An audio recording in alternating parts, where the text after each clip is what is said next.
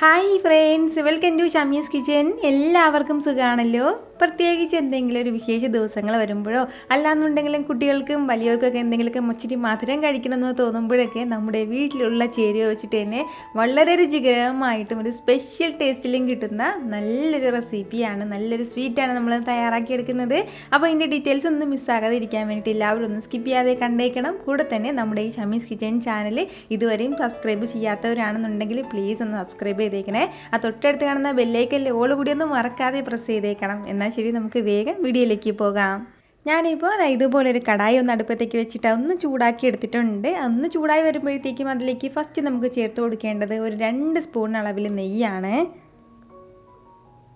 നെയ്യിൽ തന്നെ നമ്മളിതൊന്ന് പ്രത്യേകം ചെയ്തെടുക്കാൻ വേണ്ടി ഒന്ന് ശ്രദ്ധിച്ചേക്കണം. നെയ്യെല്ലാം ഒന്ന് ഉരുകി വരട്ടെ. നെയ്യ് ഒന്ന് ചൂടായി തുടങ്ങുന്ന സമയം പിന്നെ നമുക്കിതിലേക്ക് ചേർത്ത് കൊടുക്കേണ്ടതാണ് കുറച്ച് അണ്ടിപ്പരിപ്പ്. ഞാനിപ്പോൾ എടുത്തിട്ടുണ്ട്. ഇതിലേക്ക് അണ്ടിപ്പരിപ്പൊക്കെ ചേർക്കുന്നത് നമ്മുടെ ടേസ്റ്റിനനുസരിച്ചിട്ട് എടുക്കാവുന്നതാണ്. വേണമെന്നുണ്ടെങ്കിൽ കുറച്ചും കൂടി കൂടുതൽ എടുക്കാം. അപ്പോൾ ഞാനിപ്പോൾ ഈ ഒരളവിലാണ് ഇതിലേക്ക് ചേർത്ത് കൊടുക്കുന്നത്. അണ്ടിപ്പരിപ്പും ചേർത്ത് കൊടുത്തതിന് ശേഷം നല്ല രീതിയിൽ ഇതെല്ലാം കൂടി ഒന്ന് ചൂടാക്കി എടുക്കാം. ലൈറ്റായിട്ട് ഇതിൻ്റെ കളർ ഒന്ന് മാറി വരട്ടെ. ഒരുപാട് സമയത്ത് നമ്മൾ വറുക്കേണ്ട ആവശ്യമില്ല. ഇതുപോലെ ചെറിയ രീതിയിൽ ഇതിൻ്റെ കളറൊക്കെ ഒന്ന് മാറി തുടങ്ങുമ്പോഴത്തേക്കും പിന്നെ ഇനി നമുക്കിതിലേക്ക് വേണ്ടതാണ് ഇതുപോലെ കുറച്ച് മുന്തിരിയും കൂടി. ഞാൻ വളരെ കുറഞ്ഞ അളവിൽ മാത്രമേ മുന്തിരി എടുത്തിട്ടുള്ളൂ, അതും കൂടി ചേർക്കാം. എപ്പോഴും അണ്ടിപ്പരിപ്പ് ചേർത്ത് അതിൻ്റെ കളറൊക്കെ മാറി തുടങ്ങുമ്പോൾ മാത്രമേ മുന്തിരി ചേർക്കാൻ പാടുള്ളൂ. കാരണം മുന്തിരി പെട്ടെന്ന് തന്നെ മുരിഞ്ഞ് കിട്ടുന്നതാണ്. ഇതുപോലെ നമ്മുടെ മുന്തിരി എല്ലാം ഒന്ന് ഫ്രൈ ആയി കഴിഞ്ഞാൽ പിന്നെ ഇതൊരു ബൗളിലേക്ക് ഒന്ന് മാറ്റാം. ഇതുപോലെ എല്ലാം ഫ്രൈ ചെയ്ത് ഒരു ബൗളിലേക്ക് ഒന്ന് മാറ്റിയിട്ടുണ്ട്. ഇനി നമുക്ക് വേണ്ടത് അതേ നെയ്യിലേക്ക് തന്നെ ചേർത്ത് കൊടുക്കേണ്ടതാണ് ഒരു 1/4 കപ്പ് അളവിൽ ചെറുപയർ പരിപ്പും കൂടി. അപ്പോൾ ഈ ചെറുപയർ പരിപ്പ് വന്നിട്ട് നന്നായിട്ടൊന്ന് കഴുകിയിട്ട് അതിലെ കംപ്ലീറ്റ് വെള്ളവും മാറ്റിയിട്ടുള്ളതാണ്. നല്ലതുപോലെ കുതിർത്തെടുത്തിട്ടൊന്നുമില്ല, ജസ്റ്റ് ഒന്ന് കഴുകിയതിന് ശേഷം പിന്നീട് വെള്ളം കംപ്ലീറ്റ് ആയിട്ടൊന്ന് മാറ്റിയിട്ടുള്ളതാണ്. അപ്പോൾ ഈ 1/4 കപ്പ് അളവിൽ ചെറുപയർ പരിപ്പും കൂടി നമുക്ക് ഇതിലേക്ക് ഒന്ന് ചേർത്ത് കൊടുക്കാം.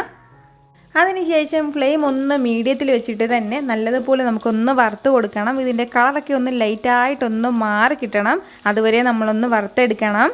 ഇതിൻ്റെ കളറൊന്ന് മാറി തുടങ്ങുമ്പോൾ തന്നെ നമുക്ക് വെറുതെ ഇത് കഴിക്കാൻ പറ്റുന്നതാണ്. അത്രയ്ക്ക് മാത്രം നല്ലതുപോലെ വെന്തിട്ടുണ്ടാവും. ഏകദേശം ഒരു 2 മിനിറ്റോളം നമ്മളിതുപോലെ ഒന്ന് വറുത്ത് കൊടുക്കുമ്പോഴത്തേക്കും നമ്മുടെ ഈ പരിപ്പിൻ്റെ കളറൊക്കെ ഇതുപോലെ നല്ലൊരു ഗോൾഡൻ കളറിലേക്ക് ഇങ്ങനെ ഒന്ന് മാറി തുടങ്ങും. അപ്പോൾ ഈ ഒരു സമയം വരെ നമ്മൾ നല്ലതുപോലെ ഒന്ന് വറുത്തെടുക്കണം. ഇത്രയും ആയിക്കഴിഞ്ഞാൽ പിന്നെ ഇനി നമുക്കിതിലേക്ക് ചേർത്ത് കൊടുക്കേണ്ടതാണ് ഇതുപോലെ ഒരു 1.5 കപ്പ് അളവിൽ ഞാനിപ്പോൾ അവൽ എടുത്തിട്ടുണ്ട്. ഞാനിപ്പോൾ എടുത്തിട്ടുള്ളത് വെള്ള അവലാണ്. വെള്ള അവൽ തന്നെ വേണം നിർബന്ധമില്ല. നമ്മുടെ കയ്യിലുള്ള ഏത് അവൽ എടുത്താലും പ്രശ്നമൊന്നുമില്ല. അപ്പോൾ ഈ അവലും ചേർത്ത് കൊടുത്തതിന് ശേഷം നല്ല രീതിയിൽ വീണ്ടും ഇതെല്ലാം കൂടി ഒന്ന് മിക്സ് ചെയ്ത് കൊടുക്കണം. നമുക്കിപ്പോൾ കട്ടിയുള്ള അവലുണ്ടല്ലോ, ആ കട്ടിയുള്ള അവലാണെന്നുണ്ടെങ്കിലും ഇതിലേക്ക് ചേർത്ത് കൊടുക്കാവുന്നതാണ്. അതുപോലെ തീരെ തിന്നായിട്ടുള്ള അവലുണ്ടല്ലോ, അത് എടുക്കാതിരിക്കുന്നതാണ് നല്ലത്. കാരണം പിന്നീട് അത് നല്ലതുപോലെ കുഴഞ്ഞു പോകും. അതിൻ്റെ പേരിലാണ് ഈ ഒരു സമയം. പിന്നെ ഇനി നമുക്കിതിലേക്ക് വേണ്ട അടുത്ത കാര്യമാണ് ഒരു 1/4 കപ്പ് അളവിൽ ചെറിയ തേങ്ങയും കൂടി. അപ്പോൾ തേങ്ങ വന്നിട്ട് മിക്സിയുടെ ജാറിലേക്ക് മാറ്റിയിട്ട് ചെറുതായിട്ടൊന്ന് അരച്ചെടുക്കണം. അപ്പോഴത്തേക്കും നമ്മൾ എന്നിട്ട് ഇതിലേക്ക് ചേർക്കുമ്പോഴത്തേക്കും ആ തേങ്ങാപ്പാലിൻ്റെ ആ ഒരു ടേസ്റ്റ് നമുക്കിതിന് കിട്ടും. അതിന് വേണ്ടിയിട്ടാണ്.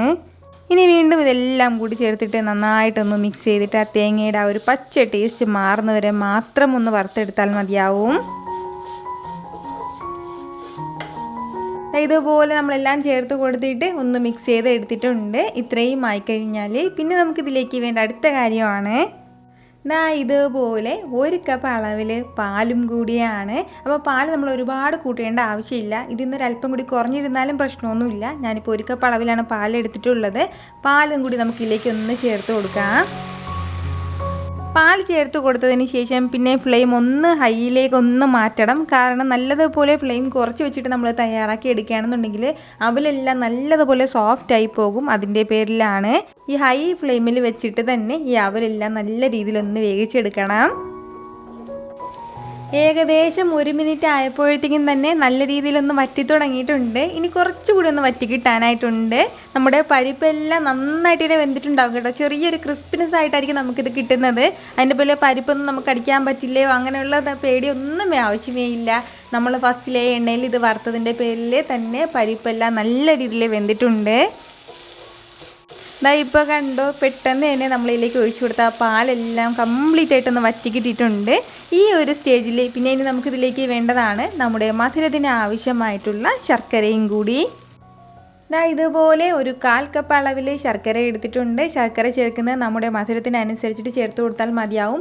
പാൽ ചേർത്ത് കൊടുത്ത ഉടനെ തന്നെ നമ്മൾ ഇതിലേക്ക് ശർക്കര ചേർക്കാൻ വേണ്ടി നിൽക്കരുതെങ്കിൽ പിന്നെ ചിലപ്പോൾ പാൽ പിരിഞ്ഞു പോകും. അതിൻ്റെ പേരിൽ പാലെല്ലാം ഒന്ന് വറ്റിയതിന് ശേഷം മാത്രമേ ശർക്കര ചേർക്കാൻ പാടുള്ളൂ. അതുപോലെ തന്നെ കൂടെ വേണ്ട അടുത്ത കാര്യമാണ് ഒരു 3 ടേബിൾ സ്പൂൺ അളവിൽ പഞ്ചസാരയും കൂടി. നമ്മളിപ്പോൾ ഇതിലേക്ക് ചേർത്ത് കൊടുത്തിരിക്കുന്ന ശർക്കര അത്രയ്ക്ക് ഇതിലേക്ക് മധുരം കറക്റ്റായിട്ട് പാകത്തിന് ഉണ്ടാവില്ല. അതിൻ്റെ പേരിലാണ് വളരെ കുറച്ച് പഞ്ചസാരയും കൂടി ചേർത്ത് കൊടുത്തിട്ടുള്ളത്. പഞ്ചസാര ചേർക്കാൻ തീരെ താല്പര്യമില്ല എന്നുണ്ടെങ്കിൽ ശർക്കര തന്നെ കുറച്ചുകൂടി കൂടുതൽ ചേർത്താൽ മതിയാവും. ഇനി നമുക്ക് ഇതെല്ലാം കൂടി വീണ്ടും ഒന്ന് നന്നായിട്ടൊന്ന് മിക്സ് ചെയ്തെടുക്കണം. ഞാൻ പറഞ്ഞ കാര്യം മാത്രം ഒന്ന് ശ്രദ്ധിച്ചേക്കണം. പാൽ ചേർത്ത് കൊടുത്ത ഉടനെ തന്നെ ശർക്കരയും ചേർക്കാൻ വേണ്ടി നിൽക്കരുത്. ശർക്കര എല്ലാം നന്നായിട്ടൊന്ന് ഉരുകി കഴിഞ്ഞാൽ പിന്നെ ഇതിനോടൊപ്പം വേണ്ട അടുത്ത കാര്യമാണ് ഒരു 1/2 ടീസ്പൂൺ അളവിൽ ഏലക്ക പൊടിച്ചതും കൂടി. അപ്പോൾ ഏലക്കയുടെ നല്ലൊരു ഫ്ലേവർ ഉണ്ടാവും.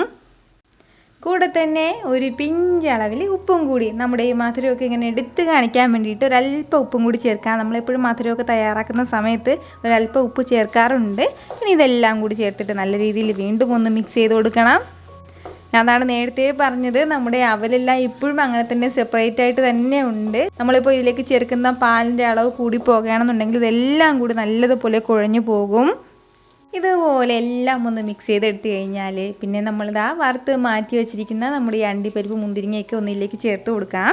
കുറച്ചൊന്ന് ഗാർണിഷ് ചെയ്യാൻ വേണ്ടിയിട്ട് ഒന്ന് മാറ്റി വെച്ചിരിക്കുകയാണ്. ഇതെല്ലാം ചേർത്തിട്ട് നന്നായിട്ടൊന്ന് മിക്സ് ചെയ്തിട്ട് ചൂടോടുകൂടി വേണമെങ്കിൽ ചൂടോടുകൂടി സെർവ് ചെയ്യാം. അല്ലാന്നുണ്ടെങ്കിൽ തണുത്തിട്ടാണെന്നുണ്ടെങ്കിൽ അങ്ങനെ സെർവ് ചെയ്യാം. കുട്ടികൾക്കും വലിയവർക്കും എല്ലാവർക്കും ഒരുപോലെ നന്നായിട്ട് ഇഷ്ടപ്പെടുന്നതായിരിക്കും കേട്ടോ. നമുക്ക് വേണമെന്നുണ്ടെങ്കിൽ ഡെക്കറേറ്റ് ചെയ്യാൻ വേണ്ടിയിട്ട് ഒരല്പം ചിരകിയ തേങ്ങ അതിൻ്റെ മുകളിലേക്ക് ഒന്ന് വിതറി കൊടുക്കാം. അത് വന്നിട്ട് സെർവ് ചെയ്യുന്ന സമയത്ത് മാത്രം ചേർത്ത് കൊടുത്താൽ മതിയാവും. ഇതിൻ്റെ ടേസ്റ്റ് എന്താണെന്ന് ഞാൻ വീണ്ടും വീണ്ടും എടുത്ത് പറയുന്നില്ല. നിങ്ങൾ തന്നെ ഇതൊന്ന് തയ്യാറാക്കി നോക്കിയതിന് ശേഷം അതിൻ്റെ ഫീഡ്ബാക്ക് കമൻറ്റിലൊന്ന് അറിയിക്കുക. അത് മറ്റുള്ളവരും ഒന്ന് കാണട്ടെ. നമ്മളിങ്ങനെ കഴിക്കുമ്പോഴത്തേക്കും ഇങ്ങനെ കടുമുടാന്ന് ഈ പരിപ്പൊക്കെ ഉണ്ടാകും കേട്ടോ. അങ്ങനെ ഒരു സ്പെഷ്യലായിട്ടായിരിക്കും ഉറപ്പായിട്ട് നമുക്കിത് കിട്ടുന്നത്. അപ്പോൾ ഈ വീഡിയോ ഇഷ്ടമായാലും എല്ലാവരും ഒന്ന് ലൈക്ക് ചെയ്യാനും കൂടെ തന്നെ നിങ്ങളുടെ ഫ്രണ്ട്സിനും ഫാമിലിക്കും എല്ലാവർക്കും ഒന്ന് ഷെയർ ചെയ്ത് കൊടുക്കാനും മറക്കരുത്. വീണ്ടും നാളെ 2 മണിക്ക് നല്ലൊരു ഉഷാർ വീഡിയോ ആയിട്ട് കാണാം. അതുവരേക്കും എല്ലാവരും ഹാപ്പി ആയിട്ടിരിക്കുക, സന്തോഷമായിട്ടിരിക്കുക, എല്ലാവരും സേഫ് ആയിട്ടിരിക്കണം. Take care friends.